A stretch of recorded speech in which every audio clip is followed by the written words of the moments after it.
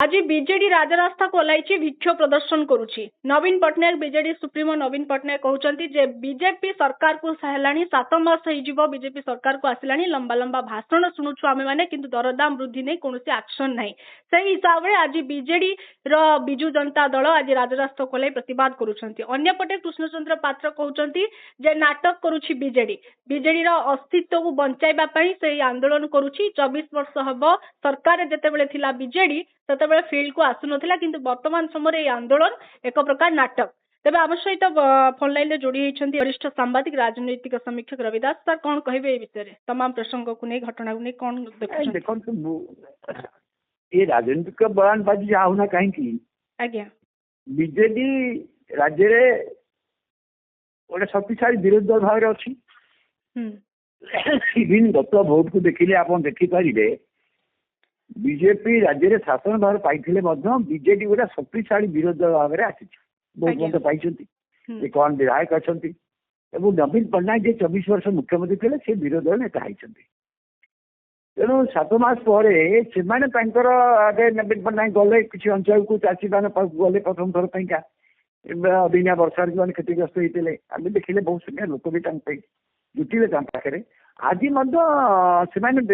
से जहाँ कहते गोटाए सत जे एत बड़ दलटा को बंचे रखा कर्मी भितर साहस बांधा जे ना आगामी लड़ाई भी हो पार विभिन्न समय राजनीतिक कार्यक्रम करा पड़ो।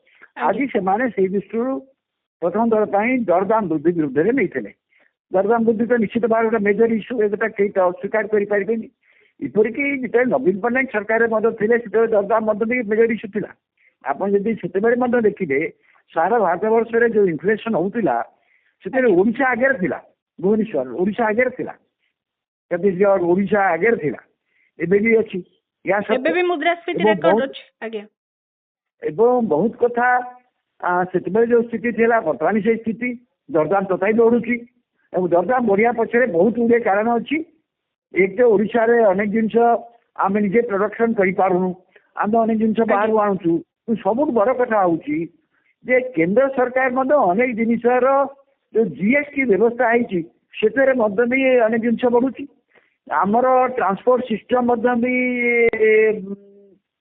डीजेल हाउ जो मेजर ट्रांसपोर्ट ये सरंजाम तार कस्ट बढ़ुआ दृष्टि ट्रांसपोर्ट हेड पैसा बढ़ुची एक बाहर जिनस आसो अदिनिया वर्षा जिनस ना एवं पुणी जीएसटी व्यवस्था जहाँ से बढ़ुची एवं देश भितर खाली ओडिशा नुह सारा भारत वर्ष में इन्फ्लेशन गोटा मेजर इश्यू निश्चित भाव में अच्छी। तो इन्फ्लेशन मेजर इश्यू को समाधान करने गोटे केंद्र सरकार दायित्व कि केंद्र सरकार से दिगरे बहुत किसी कर भी नुहे कि अपर पक्ष जो भाव जीएसटी होती कौन जिन साधारण लोकर आवश्यक जिनस गुड़ाक जीएसटी कमेगा से व्यवस्था ये कम होती बर्तमान सब जिन जीएसटी जो भाव रोचे कस्ट किसी बढ़ुची तेणु राज्य सरकार पक्षर किसी विषय बहुत किसी करें से कथा मुझे भावुनी आप जहाँ कहले राज्य सरकार सी नवीन पट्टनायक थे राज्य सरकार कौन करें राज्य सरकार बहुत किसी करें कि ये गोटे सामूहिक बाहर कथा कि ओडिशा रे अन्य राज्य तो कहीं इन्फ्लेशन रेट अधिक होती छत्तीसगढ़ जो निजर प्रोडक्शन ना अनेक जिन निजर प्रोडक्शन ना सब ट्रांसपोर्ट रे आसो सब बाहर आसो बाहर आसले कस्ट बढ़ुची एवं 5 हाथ देके आसुची आहरी कस्ट बढ़ुची सेटा को समाधान करिबार राज्य सरकार इनिशिएटिव विशेष नहीं पारुना राज्य सरकार जदि जहाँ कहले गोटे कथा जी कथा कहते कहवा गोटे कथा कि कार्य क्षेत्र में जमी आलू कथा कि आम कथा से अनुसार करने पाखे माध्यम ना कि से दृष्टि देखिले बीजेडी गोटे शक्तिशाली विरोध भाव में दरदाम वृद्धि नहीं कि जो मत रेजिस्टर कले आज बड़ धरल देखिए भल लोक भी होते ये कौन जना पड़ी बीजेडी गोटे शक्तिशाली विरोध भाव में अच्छी। आज कौन देखिए बहुत संख्यार लोक बीजेडी शक्ति अच्छी तेणु सरकार थे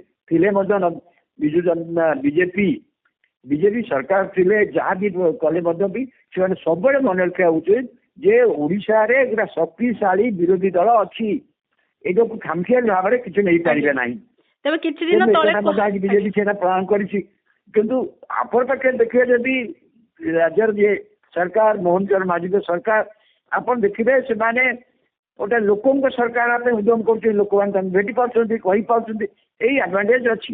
କିନ୍ତୁ ତା ସତ୍ତ୍ୱେ ଦେଖିବେ ଏମାନେ ଶାସନରେ ଏପରି କିଛି କରିନାହାନ୍ତି ଯୋଉମାନେ ସାଧାରଣ ଲୋକ ରିଲିଫ ପାଇବେ। ଗୋଟିଏ କଥା ସେମାନେ କରିଛନ୍ତି ଯେ ହେଲା ଯେମିତି ଆପଣ କହିଲେ ସୁଭଦ୍ରା ଜରିଆ ଲୋକ ହେଲ୍ପ ପାଇଛନ୍ତି ନିଶ୍ଚିତ ଭାବରେ। କିନ୍ତୁ ଚାଷୀ ମାନଙ୍କ କ୍ଷେତ୍ରରେ ଯାହା କରିଥିଲେ 3100 ଟଙ୍କା ଆକୁ ନେଇକି ଆପଣ ଦେଖନ୍ତୁ ଆମର ତ ଏକରେ ବିଶେଷ ଭାବରେ ଅଦିନା ବର୍ଷା ଯୋଗୁଁ କ୍ଷତି ହେଇଗଲା। ଚାଷୀ ବହୁତ ଦୁଃଖରେ ଅଛନ୍ତି, 9-10 ଚାଷୀ ମରିଲେଣି। କିନ୍ତୁ ସେକରେ ପଶ୍ଚିମ ଓଡ଼ିଶାରେ ମଧ୍ୟ ଯୋଉଠି ଭଲ ଧାନ ବି ହେଇଛି କିନ୍ତୁ ସେଠି ମଣ୍ଡି ବ୍ୟବସ୍ଥାକୁ ଏବେ ମଧ୍ୟ ଶୃଙ୍ଖଳିତ କରିପାରୁନାହାନ୍ତି। ଅନ୍ୟथा ଶୃଙ୍ଖଳିତ ନ କଲା ଫଳରେ ବହୁ ଲୋକ ଠିକ ଭାବେ ଟୋକନ ପାଉନାହାନ୍ତି, ଟୋକନ ଦାନ ଦେଇ ପାରୁନାହାନ୍ତି। ଏଠି ଗୋଟେ ଅସନ୍ତୋଷ ମଧ୍ୟ ରହିଛି। ଏଇ ଯୋଉ ଲୋକଙ୍କୁ ସାହାଯ୍ୟ କରିବା ଦିଗରେ ବିଜେପି ସରକାର ଚାହିଁଲେ ଆଉ କିଛି ପଦକ୍ଷେପ ନେଇପାରିବ, ଏଇଟା ଆଶା କରାହଉଛି। କିନ୍ତୁ ଅପର ପକ୍ଷରେ ବିଜେପି ମଧ୍ୟ ତାର ଗୋଟେ ଷ୍ଟ୍ରେଙ୍ଥ ଦେଖେଇବାକୁ ଚାହୁଁଛି ଯେ ଆମେ ଗୋଟେ ଶକ୍ତିଶାଳୀ ବିରୋଧ ଦଳ। ଆଜି ସେଇଟା ସେମାନେ ପ୍ରମାଣ କରିଛନ୍ତି। ସେମାନେ ଏଥିରେ କିଛି କହିବାର ନାହିଁ।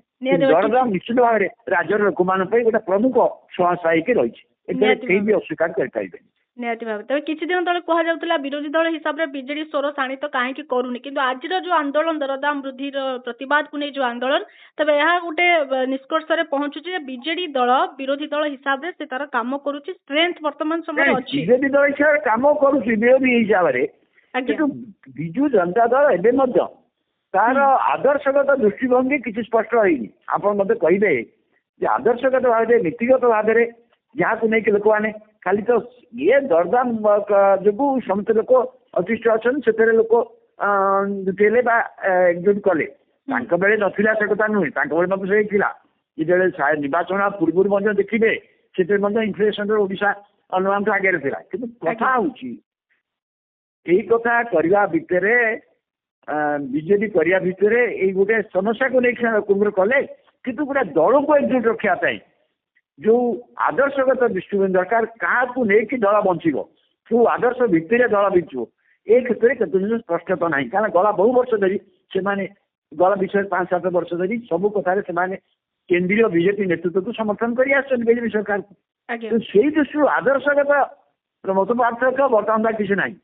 କିନ୍ତୁ ରାଜ୍ୟ ସରକାରଙ୍କ ବିଫଳତା ଉପରେ ମାନେ ଜାଣିବାକୁ ଚାହୁଁଛେ, ରାଜ୍ୟ ସରକାର ସଫଳ ଯଦି ହୁଅନ୍ତି ତାହେଲେ ଆଙ୍କର ଆଉ ବିଶେଷ କିଛି କରିବାର ଅବକାଶ ରହିବନି।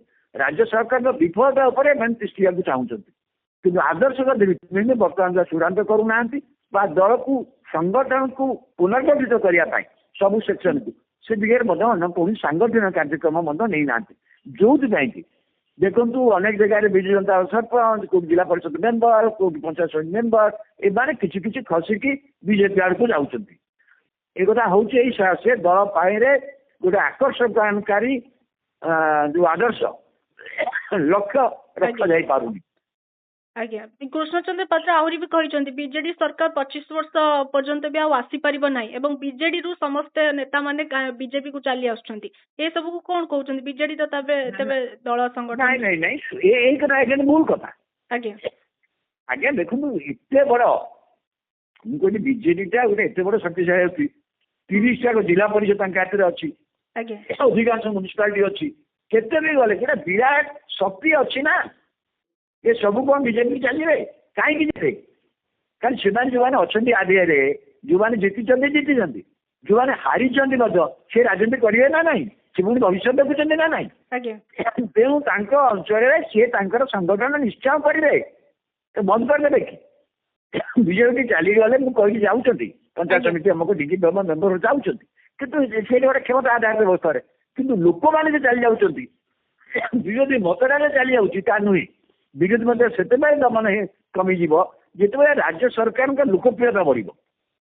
ରାଜ୍ୟ ସରକାର ଧୀରେ ଧୀରେ ମୋହନ ମାଝୀଙ୍କର ସରକାରର କରୁଛନ୍ତି ସେ ଦିଗରେ କିଛି କାମ, ଯଦି ଲୋକପ୍ରିୟତା ବୃଦ୍ଧି ପାଏ, କାରଣ ନବୀନ ପଟ୍ଟନାୟକ ଏବେ ମଧ୍ୟ ଓଡ଼ିଶାରେ ଗୋଟେ ଲୋକପ୍ରିୟ ନେତା ଭାବରେ ଅଛନ୍ତି, ଏଇଟା ତ ଅସ୍ୱୀକାର କରିପାରିବେନି।